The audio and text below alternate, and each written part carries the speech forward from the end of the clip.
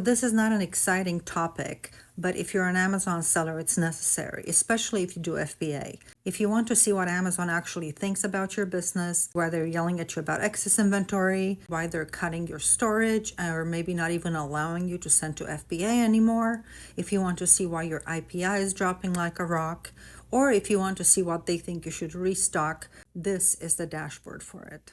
Starting on the homepage of Seller Central, we're going to go to Dashboard. So if you have not bookmarked these, please watch the video I made right before this one to figure out how to bookmark the most important items that you should be looking at daily or weekly. Right now, we're going to work in the dashboard. So the dashboard is also known as the FBA dashboard, and that is where all of your FBA related links are located. So the dashboard, you should be on that every single day looking at stuff. So when we click it, this is what it looks like. You have multiple links here. This is the FBA dashboard, but you have multiple links at the top. Some of the most notable ones are going to be FBA inventory, which will take you to the FBA inventory report. You have inventory performance. You have restock inventory, fixed stranded inventory, unfulfillable inventory, FBA returns, AWD, remote fulfillment with FBA, and inventory defect and reimbursement. This is something that needs its own video. We will do this at a later date, but this is where you give Amazon your cost of goods for any reimbursements for lost inbound, lost returns, maybe replacements and things like that. Next, at the very top, we're going to shipments, and this is where you can manage shipments sent to Amazon and also see your inbound performance. However, there are links to all of these on this page. So this is your plan inventory. This is the IPI section, which is this inventory performance. Then you have the shipments. We'll go through these tiles one by one. And then you also have the opportunities section and the analytics. From the top, FBA dashboard that automatically defaults to today's date. You can change this to yesterday, last 7 days, last 30 days, last 90, or custom dates. As you choose something different, these tiles here update.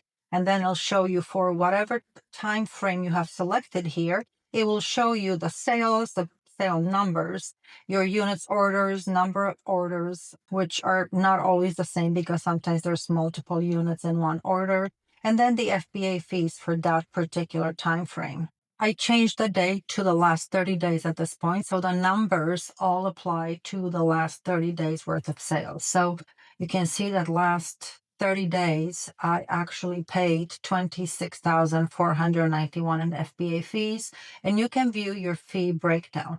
Then right underneath that, you usually have any alerts, and alerts are things that this low inventory fee. So I have one SKU subject to low inventory fee in the current week. The plan inventory is your IPI. Mine is at 546 at the moment. It used to be in the 600s. Then I'm stuck with some old stuff that I just can't seem to clear. But you have the top influencing factors for IPI are going to be in-stock rate, excess inventory, stranded inventory, and sell-through. My sell-through is usually higher than this. Like I said, I have, look at that, 10% of my total inventory in stock is now considered excess. The in-stock rate is the percentage of ASINs that you have or SKUs that you have in stock. Excess inventory is very high right now. This should be as close to zero as possible. Mine is usually under 2 or 3%. But again, we're coming off of Q4. I was holding my prices for the most part. A lot of times it's difficult to balance. Sometimes you wait too long to liquidate something. The stranded inventory, there's really no reason to have stranded inventory. Sell-through is how fast you are turning your inventory.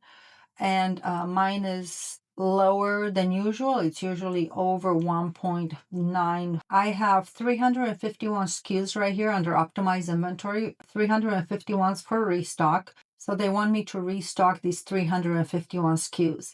Then I have 21 SKUs qualify for outlet deal, which is a big chunk of this excess inventory.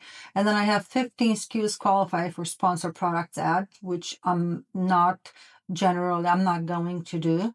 There are products that are already losing money. Sometimes a couple of those 15 are products that were selling very well with a buy box, but they have lost buy box recently and they have lost the velocity. All of us sell things with a suppressed buy box. Most things still sell very well. In many cases, a suppressed buy box is the first sign that that ASIN is potentially profitable. Legos are well known for that. But because a suppressed buy box means that the Amazon bots are seeing a lower price at a competitor website. So that means that if the Amazon price is higher, generally there could be potential room for profit there. I am not going to make a sponsor ad. One thing that I might do is take my price low enough to get a buy box back. Shipments, outstanding shipment problems. I have 16 right now, 23 total for past 120 days.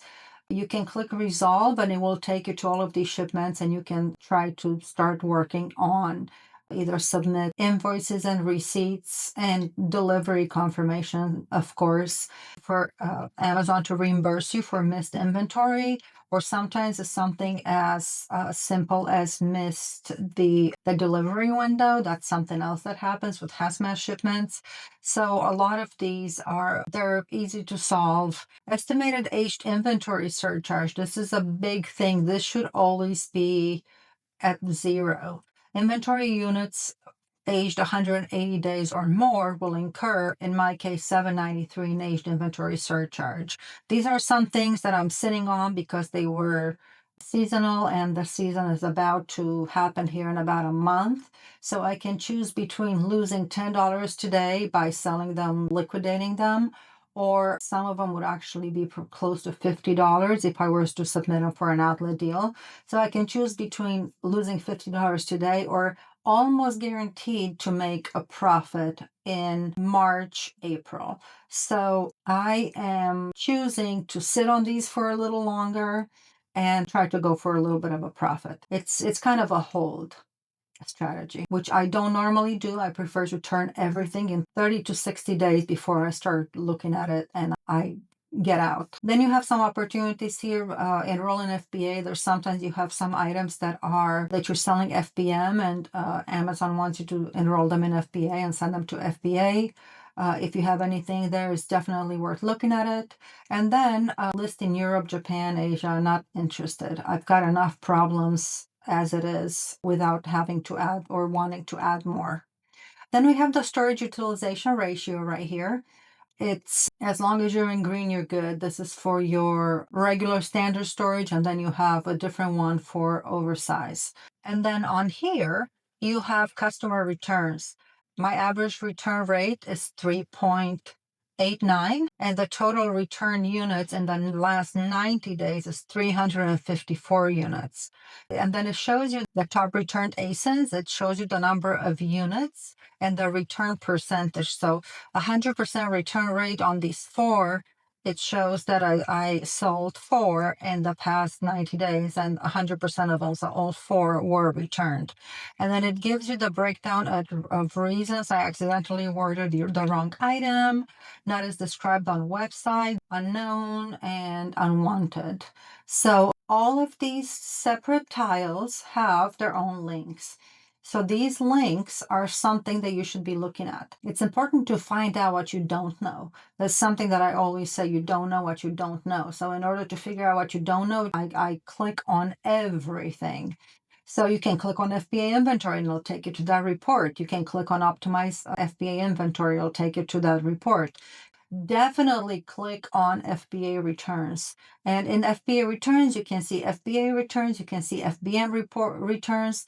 The FBA returns gives you it takes you to the return dashboard where you can see returns by highest returned item. You can change the time frame. It gives you top reasons, top ASINs.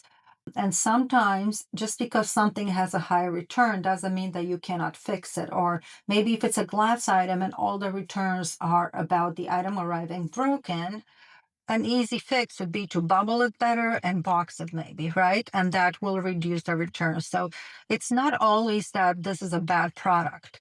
Sometimes it's about the wrong bad prep, or maybe you bought the wrong size or the wrong color. Maybe this is supposed to be baby blue and maybe you bought aqua blue. And sometimes digging into the return reason and the customer comments will teach you a lot more than just looking at a report. So this is the FBA dashboard, and it is something that you want to dig into, look at this weekly.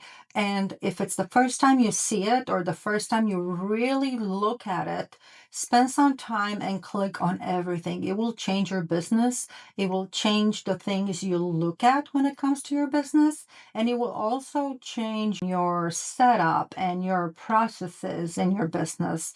It's truly an eye-opener, and it's something that you should be focusing on. This tells you a lot about the health of your business and how well you are doing on the back end. So I hope you found this helpful, and if you have any questions, just post them in the comments of this video and I will address them. Thank you for watching, and if you found this video helpful, please consider subscribing and liking the video.